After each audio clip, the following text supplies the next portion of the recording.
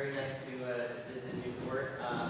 As Katie mentioned, my name is Letenzi, and with Mitchell Park Companies, and we are a urban-infill tax credit development and consulting firm. I'm very happy to be speaking here and to share that Mitchell Park Companies, while a lot of our work has focused on the East Coast, we most recently have partnered with the Bluegrass Trust for Historic Preservation and have been selected as a partner for the Oakville Restoration in Lexington.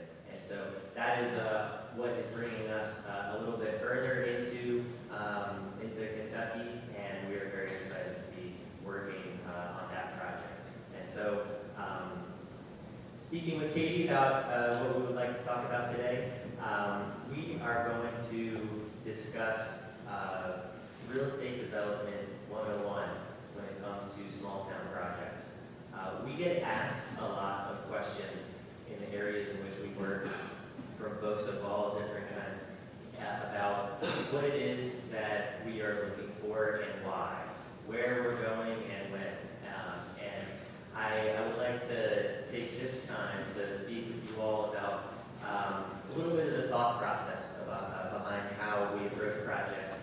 I think that it would serve everyone to be well informed about these kinds of things and understand a little bit more about maybe how development happens, focusing on small towns and historic properties in particular, but obviously the same could be said for larger places as well. So I mentioned that we are mostly East Coast focused. We have worked in many states that have state historic tax credit programs.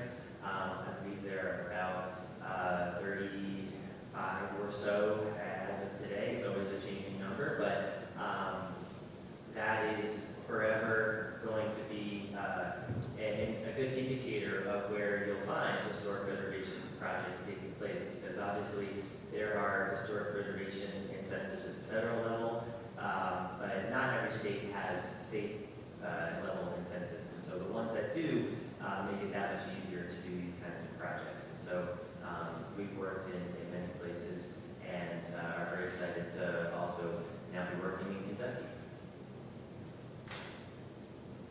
So when it comes to the real estate development process, I think it's good to go back to basics for a moment and talk about the reasons why a real estate developer or someone who is interested in making improvements to a building is doing what they do. And it's helpful to look at that process in the context of risk and reward, going back to a very fundamental aspect of real estate. There are ways in which real estate development can be easy. You can simply buy an existing building. You can put a little bit of money into it. You can find yourself a tenant who will do all of the repairs. They'll pay all of the taxes, they'll pay all of the utilities, and mail you a check each month. And that can be as simple as it gets. Perhaps on the other side of the spectrum, you can buy a building. You can, even before you buy a building, you can try making many offers to find a building at the price that will work for you and for maybe the concept that you have in mind. And you will go through the entire real estate development process. And that includes everything that you have certainly heard about in one way or another. Not only entitlements and zoning, but design, environmental issues. Once you get past those, contractor, supply chain, the list goes on, and it can become an incredibly cumbersome and difficult process to navigate. At the end of all that, you're still not guaranteed success. You may have to find tenants. You may have to refinance your project before a tenant even moves in because of changing circumstances. And so the process is potentially very difficult, but why is it done? Because in theory, more risk, more reward. And there are fewer projects that are happening that are difficult, and so when someone does successfully deliver them, they have set themselves apart, and in theory, they're able to capture some of the benefits from taking those risks. And so I'll just add really quickly that historic tax credits are very interesting when you apply them to real estate development projects, because they more or less seek to, they work to flatten the curve of this risk-reward kind of paradigm. And they allow a project that essentially is at a certain level of risk to be more rewarding. And they make historic preservation projects directly more worthwhile or even feasible in the first place. And so that is a very important concept with these kinds of projects. So now I'm going to go through a little bit of the specific development process.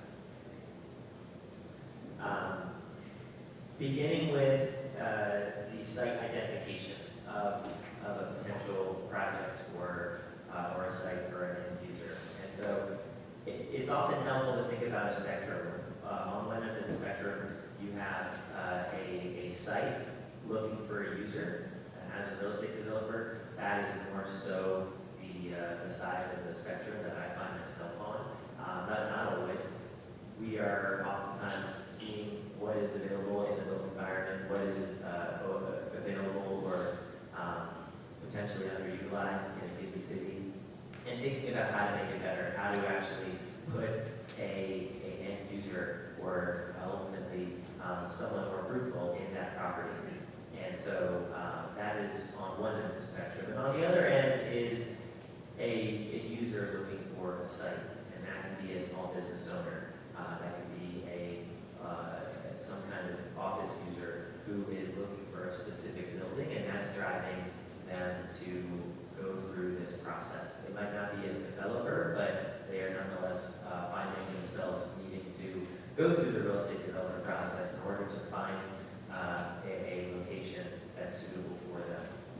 And so all in all, it's a lot more of an art than a science, I would say, when it comes to site selection and identification.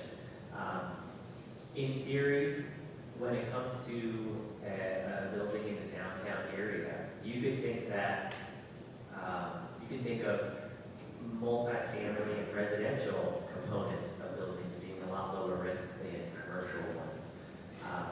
That is certainly the case from an underwriting perspective. That's certainly the case for lenders as well. They will always gravitate more, I should say always, usually gravitate more towards being interested in lending against projects with residential components, as long as there's at least somewhat of a proven demand for that kind of use. And if you were seeking to renovate or convert a building that did not have the ability to be residential, and instead it was office or commercial in some way, the bar is higher for you to get financing and ultimately to have a successful project, unless you have a tenant already identified and all that. So all of that plays into the concept of what's called highest and best use. And so what that means is what is going to be the ideal, picture-perfect scenario for a building to be used for. As time goes on, that obviously changes. We have a lot of examples of, over time, buildings being built for one use and then converted to another, maybe converted to yet another. That is simply because the highest and best use is forever dynamic, and it's changing as time goes on, as trends change. We continue every single day to live in those kinds of environments when highest and best use is forever being determined for buildings. And that makes this whole process all the more challenging, because when something like a pandemic comes around in a matter of weeks, highest and best use for buildings can change overnight. And that is something that obviously is a lot harder for brick and mortar buildings to adapt to. And so that makes this overall process quite challenging. Another general theory that I subscribe to and that is oftentimes followed is that when it comes to site selection, retail follows residential. That is a rule of thumb, certainly not always correct, but in order to have a thriving downtown and to be able to have foot traffic, where are those people going to come from? Are they going to be driving in? Are they going to be traveling for a certain worthwhile reason to a particular area, or will they live there? Always having nearby residential units and overall living opportunities for people is by and large one of the most reliable ways to increase commercial activity and successful downtown development. And so it's something that we oftentimes are looking for, trying to answer the question of is whether or not there's sufficient residential capacity to support certain retail or commercial end uses. And last but not least, at the end of the day, at the end of the line, will our project ultimately meet an existing or expected need? You may not have to have an exact tenant identified for a building that you're redeveloping, but are you going to be at the right place at the right time? Do you know that there's enough retail need in a particular area to be able to have confidence to deliver retail space? And so those are some of the factors that go into project location and identification strategies. So after that, the next step comes to be maybe some of the major impediments to development in general are the demand and what is the right acquisition price. There is nothing, as I just mentioned previously, there is nothing more important sometimes than what is going to be the ultimate end user and the demand for a space. And when acquisition price, which is a cost to a project, it's not necessarily a hard cost like renovation or interest expense, it's all cost, but it nonetheless is a cost to a project, and it's a variable one. And so as acquisition price gets factored into a budget, the higher the acquisition price, I would say the narrower the road gets in terms of what you're able to do with that building.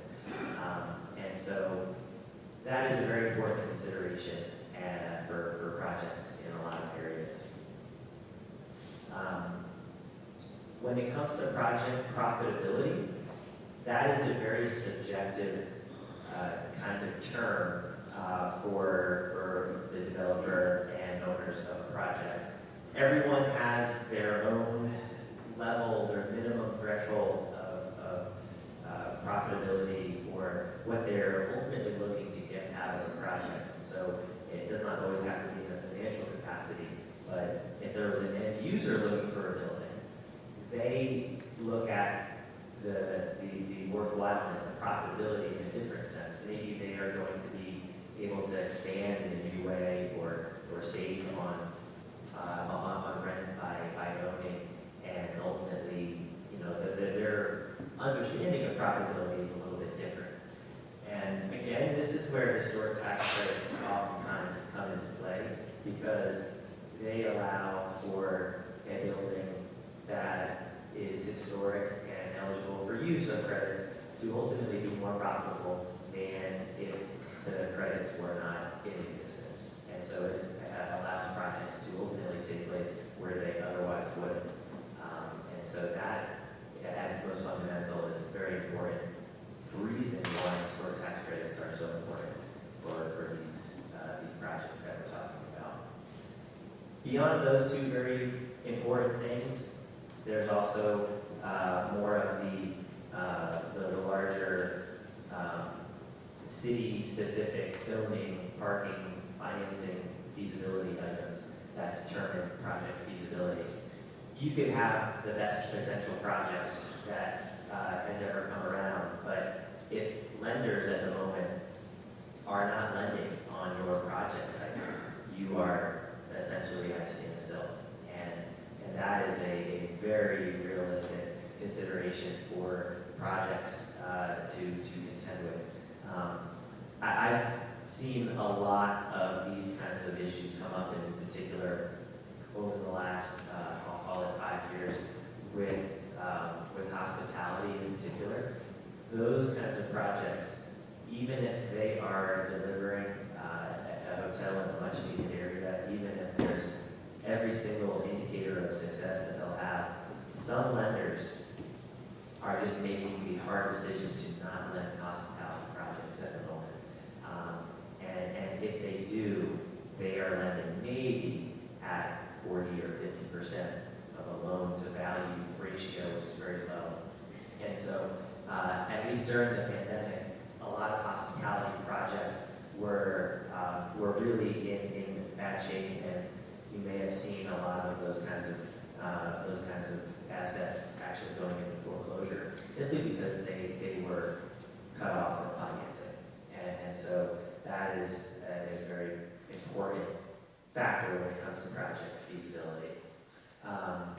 All of these things in this section combine to ultimately reward the developer who knows a particular area and specific location best. And that is in part why commercial real estate is oftentimes a very hyper-local type of business.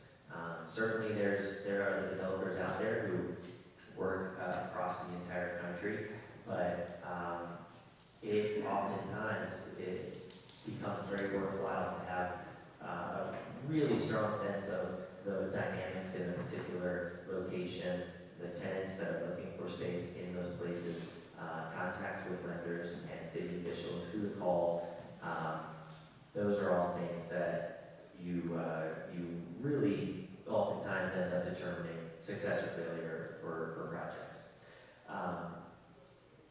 All of that to say that another aspect of project feasibility, because a lot of this stuff is done on a timeline, a very finite timeline, is being able to find answers to questions that come up and knowing who to call. You can go into a project with a team of consultants and ultimately have someone on speed dial to answer any questions that come up. But even then, you may not be able to get to the right person, get to the right question, and that can delay a project's feasibility and overall put it in jeopardy. And so, if this process is navigated successfully, it often concludes with a developer making an offer on a building and moving forward through the process. And so once that offer is made by a developer and an acquisition is actually in process, the next stage is to ultimately build a team. Again, this really pays off to be local and to have a good understanding of who the players are in these ways so that you can hire the most ideal team of architects, contractors, engineers who works best together and who is going to ultimately be able to accomplish what you're seeking in short order. And so building a team in particular is an incredibly important aspect of this process, just because it allows you to essentially make 1 + 1 = 3 and get through a lot of unforeseen issues that come up. So after that, the gathering of additional information is a never-ending process in real estate development. When you are going through, there are inevitably going to be issues that come up, and one thing that we oftentimes challenge ourselves to do is to determine what can essentially be figured out during the process versus what has to be known in advance. What are some of those threshold issues? What are some of those bottlenecks that could jeopardize the viability of a project, and what isn't? I think this is one of the largest differences between a professional developer and a non-professional one, in my experience. Oftentimes when I get asked to consult on a project, it's with developers who perhaps are using historic tax credits for the first time, and they have not effectively thought through all of the considerations that need to be made. Even if they thought through a lot of them, they don't know what they don't know, and that is particularly a risk area, an unforeseen risk area that will it will come out in the wash eventually. And so that's a really important aspect in all of this. And again, it's a little bit more of an art than a science, because a nice example that I always like to think about is utility connections in particular. I would say that normally for a project that's in a downtown area, let's say street facing, you could reasonably expect that that building will be serviceable for water and sewer and electric and internet. And it seems like that in particular is something that is also no longer can be assumed, in part because utilities, they operate in their own domain, and it's oftentimes outside of the purview of cities. Maybe they answer to cities or states at a higher level, but this area in particular of projects, it's a small one, but it has become a source of angst, and a lot more time and effort goes into solving for this particular part of the process. And so this kind of question that we're always asking ourselves of what has to be figured out in advance before we actually buy a building or even sign a contract is forever changing. And so that's continuing to be a challenge as time goes on.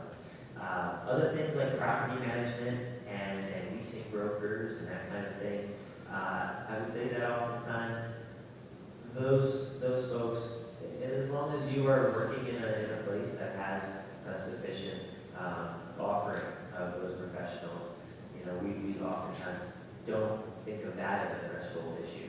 Obviously, if you have a specialty end user, property management becomes a whole lot more important. If you're doing affordable housing, property managers are a threshold issue. But short of that, that's an example of some of the information that's out there that you can ultimately reasonably expect to work on as the project is going. Materials being another one that's forever changing, depending on the sophistication of your project.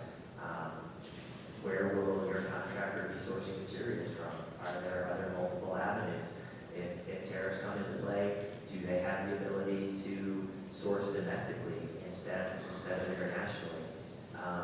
And so it's stuff like that once a project is getting started, once you have a building under contract or even under construction already, the information gathering, the fact finding, it really never stops.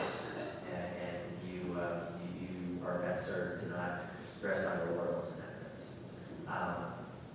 After all of those things, they oftentimes culminate in a closing of some sort with a bank loan and the eventual issuance of a building permit.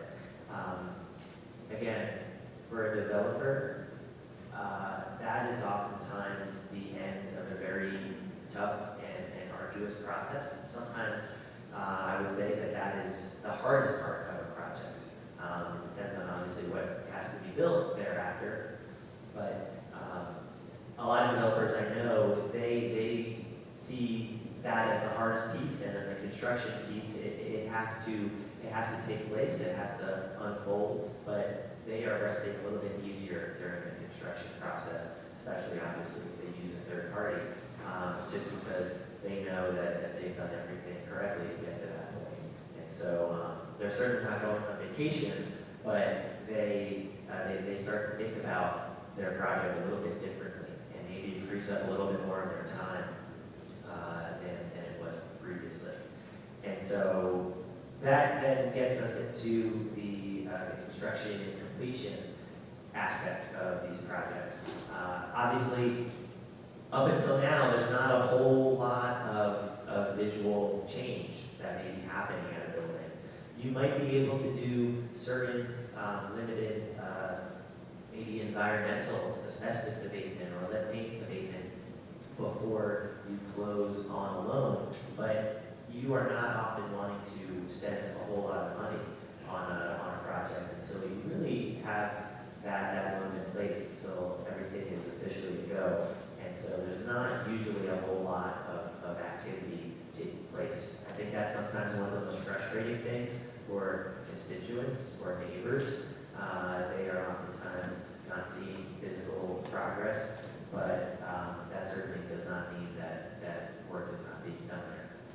And so during the construction process, again, assuming that a project, a developer is engaging with a third-party general contractor and not taking on that aspect themselves, there's a lot of give and take that is going on during that overall construction process.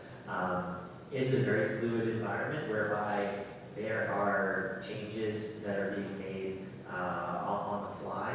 Sometimes, these are changes that are architect-driven, or these are changes that are site-specific. You could have a great set of architectural plans, but once the contractor gets in there and maybe pulls back a wall or removes a certain subfloor, they may find something completely different than expected, than what the architect had designed for, and that may lead them to go through some of that process all over again. With historic preservation projects, this is especially important because of any changes needing to ultimately be reapproved. I would also say that that's another good example of a difference between professionals who are more so focusing on historic preservation projects and non-professionals. They do not always know how to navigate the Part 2 amendment process, and they don't know what items in particular there's leeway on and which ones there are not. And so that is how some projects get to the end of the road and they get their Part 3 submitted and they get denied because they didn't know that they couldn't remove certain windows on the back of the building or what have you. That's obviously a nightmare, worst case scenario for any historic tax credit project. But I've seen it, and it is an extremely stressful time for those developers, and it could be a career-ending one for some, depending on how much they have on the line. And so during the construction process, all of that to say, it's still very fluid. Once through that, that gets you to occupancy and building stabilization. So depending on what the end use is and what the overall building strategy was, if you had signed a lease for a tenant in the first place and you built with that in place already, then you have the challenge of getting them in the space, comfortable, set up, and all of that. That's a really nice problem to have and a fun one to work towards. If you are developing apartments, if you have a residential component, you oftentimes are not signing leases for those apartments, maybe up until a couple of months before construction completion. And so you would think to yourself, well, why can't you sign a lease a year in advance if someone knows that they're going to be living there? Let's say they're taking a job on a particular date, and your project is over on that date, and so why can't you sign that lease immediately? Well, because of the construction process and inevitable issues and delays that come up, reality is always different than your plans. And with residential tenants in particular, again, with the luxury of assuming that there's a sufficient level of demand that they can be found to sign leases a couple of months before before you get through, a couple of months before completion, and after you get through some of the most challenging aspects of a project, so that you have a better sense of the timeline that you have. That is oftentimes what residential projects are doing as they get closer to completion. So it's always going to be a little bit variable in that sense.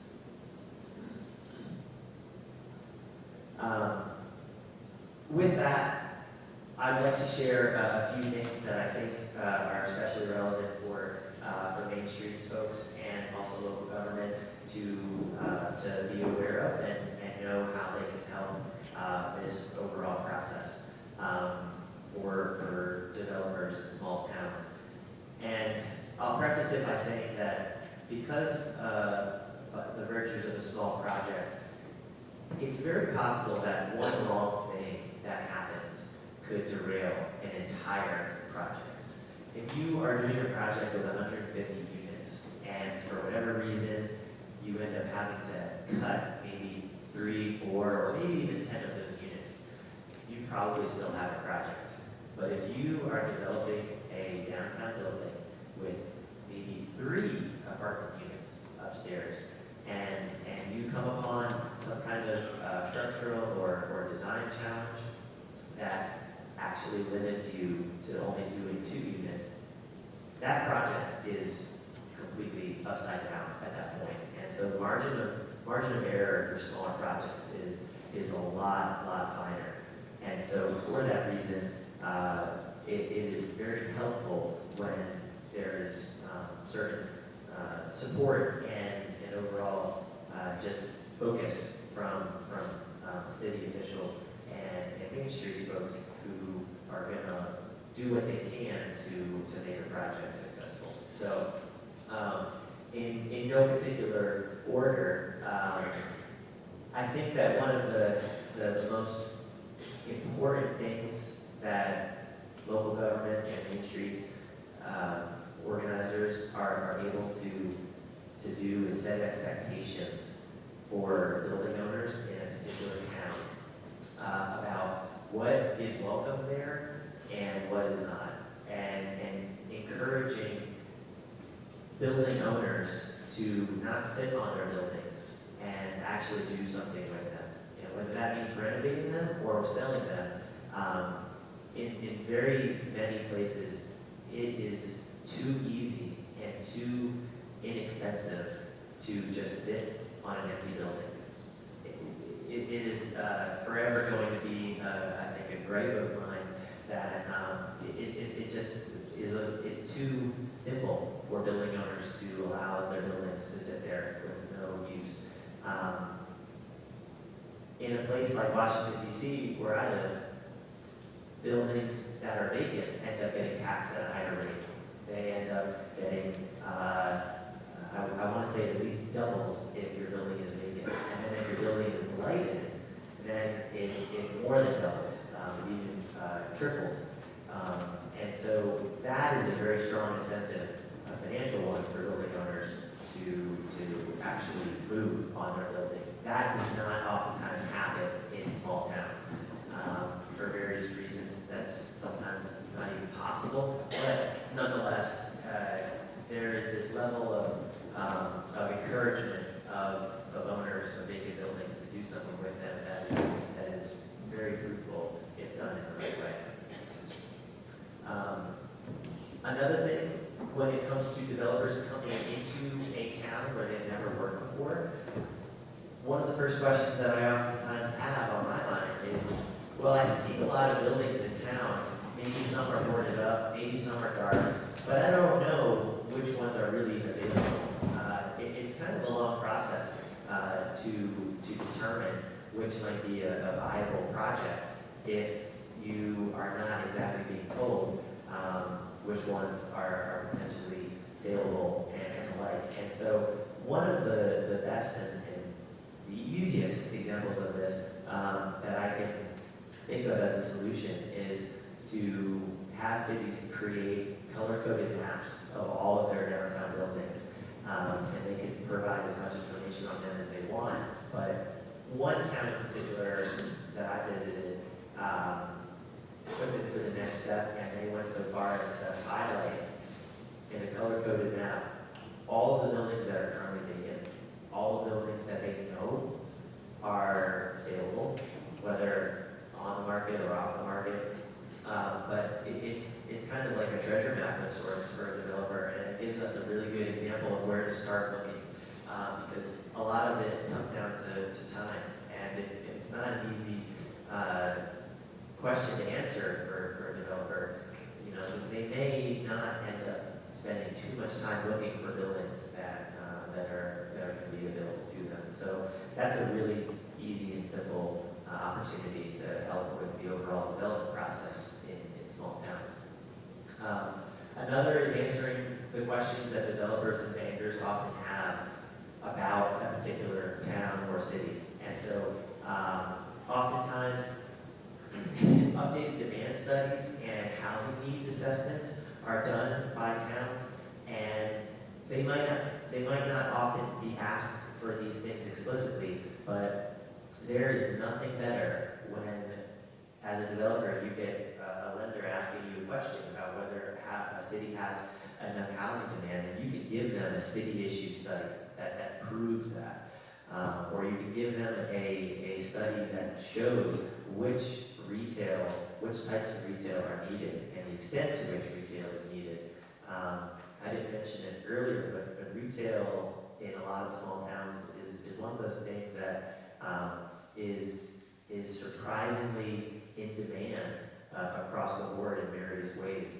I would say that if anything, the square footages of certain retail spaces may be changing as time goes on.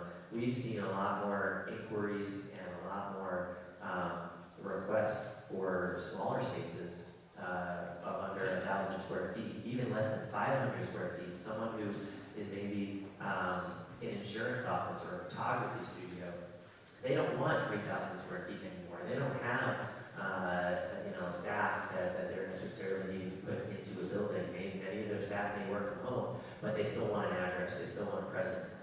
And so all of that doesn't exactly always translate clearly until you can sometimes give a study to a lender and tell them, you know, this is how short this city is on retail space. So having those studies and having them updated is incredibly helpful for a lot of the work that we do. Similar to my first point, I think another area that's a lot more of a softer type of thing than not is ensuring buildings end up with people who will do the right thing.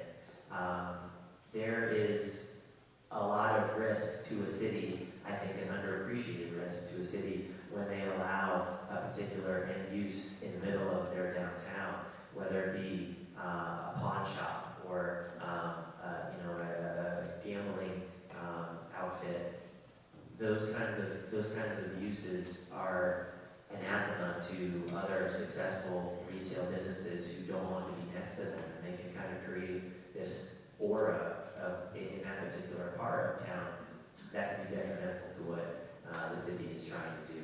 And so there aren't always clear ways in which to make this type of end use feasible, but I think that being aware of who is looking for space in the downtown and going so far as to discourage certain uses is a thing that successful downtowns do. A developer is oftentimes making the case for how a project will meet an existing need in a place, and going to lengths to support that developer's attempts at doing that is also very helpful. And so giving them perhaps information that allows them to further bolster that case. Oftentimes Main Street folks have a really good plug on what businesses are interested in space downtown. Maybe they've gotten an email or a phone call from some kind of retail store who is looking for space. If they don't broadcast that information, if they don't publicize that, and share that with various folks.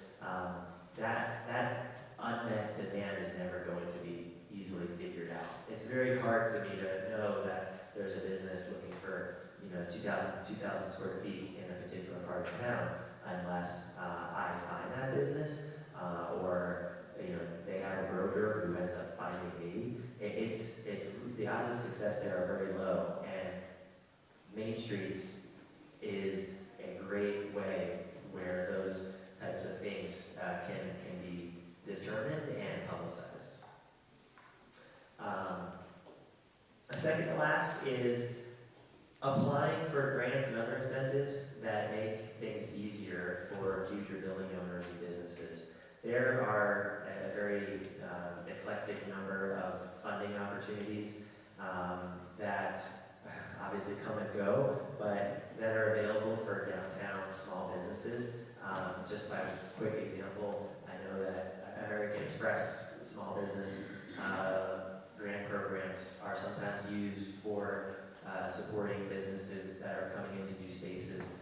Sometimes states end up creating economic development grants or facade grants that can be passed down, and cities can compete for those. And so being aware of the funding sources and ultimately making things just a little bit easier for folks coming into a town, asking some of these early stage questions of buildings is really, really helpful. Another quick example is EPA Brownfield Technical Assistance Grants. I can't speak to what that funding is going to be for the upcoming year, but that is a very underrated program that you would think is used for only brownfield projects, but their mandate is actually much broader, and they have the ability to pay for technical assistance for architectural plans, structural engineer reviews. I continue to be just very impressed and surprised at the cities who effectively use that type of financing for the benefit of their downtown building owners and future ones. Last but not least, staying in communication and proactively reaching out to developers. I am certainly always doing my best to keep my head up and looking around at all the places I go. And as good of a job as I could ever do about that, sometimes a person, an EDA professional or Main Streets organizer, if they took a proactive approach to finding a potential developer who they may know is interested in their types of buildings, or if they know a building is available that might not be on the radar of developers, this is one of the most underrated ways to increase the number of projects that are happening in downtown areas. And it is done incredibly in a limited sense. And so one example I always love to give is about a project called the White Mill in Danville, Virginia. Danville is on the border of Virginia and North Carolina, and they have this albatross. I don't know if there's internet here, but they have this albatross of a white mill that's built like a fortress on the river, the Dan River. And for a long time, developers, and myself included, always looked at it and always asked ourselves the question, what could you put in there? Could you make it a data center? Could you make it storage space? And it sat there for a long time while the town itself ultimately was really improving in many ways and adding a lot of apartments and whatnot. And it took a tweet from a city council member to attract a national tax credit developer to Danville, and who had never heard of the project before. And that brought them into town. They walked the project with the city and with the owner, and they are now doing that project.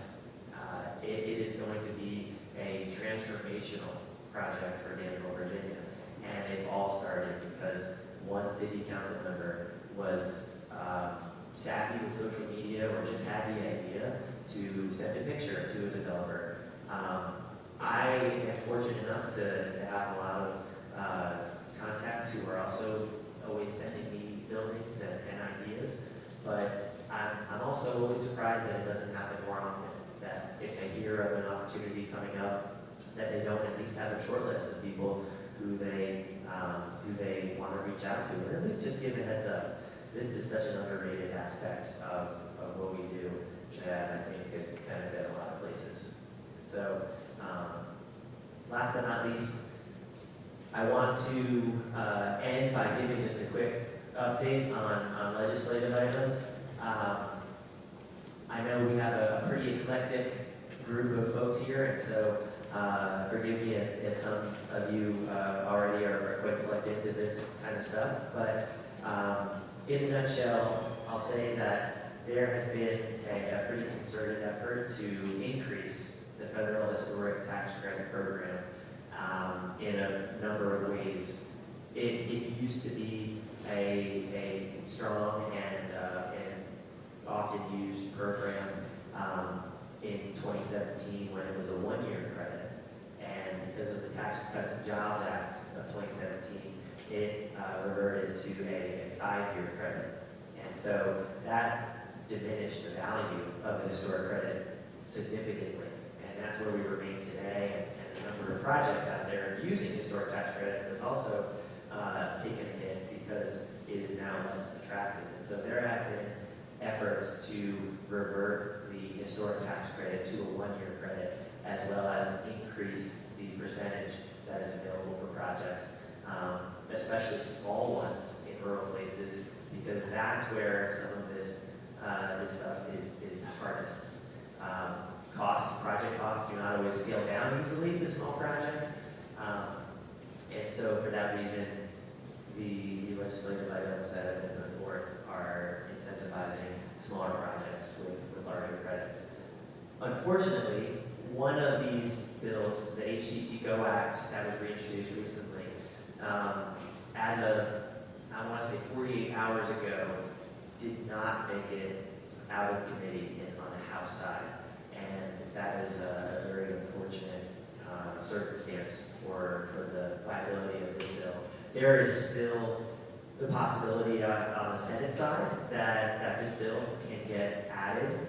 And so at this time, I think a lot of advocacy and attention ought to be turned to the Senate and your senators. And so I cannot recommend more to contact your legislators, especially on the Senate side, about the HTC Go Act and express your support for it. I am preaching to the choir here, I know, in church no less, but that is going to be the most reliable way to have this type of legislation, have a chance of success. There's also a Rural Historic Tax Credit Improvement Act that was introduced as well. That this is a little bit more of a grassroots type of bill, and it's specifically catered to rural and small projects. Since it was introduced, the HTC Go Act has also taken some of their suggestions and included it in the HTC Go Act, and so HTC Go is a broader type of bill in support of this kind of stuff. And then, last but not least, I'm sure a lot of you know about the threats to the HPF and the funding challenges that they have, not only next year, in next year's budget cycle, but even for the current year that has already been approved, the funding being suspended, and SHPO's contending with a lot of budget cuts. I think I heard just yesterday or 2 days ago that Ohio has laid off a couple of their SHPO staff, which is tremendously unfortunate.